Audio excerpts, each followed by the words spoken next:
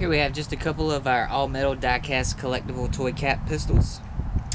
They come in a wide range of colors and styles. This is the Billy Yank with black holster and black nylon belt.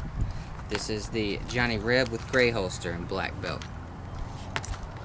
They're designed after the Wild West era guns and constructed of antiqued die-cast collectible metal and feature quality plastics. The holster and belt are a leather-like soft vinyl that is extremely durable.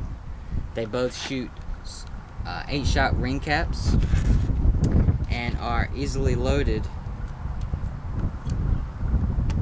with fingertip brake barrel action and removable cylinder.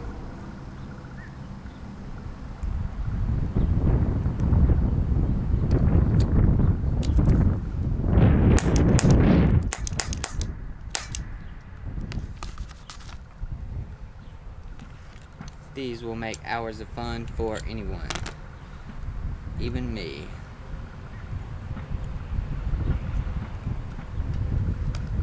To see our full selection of toy cap pistols, visit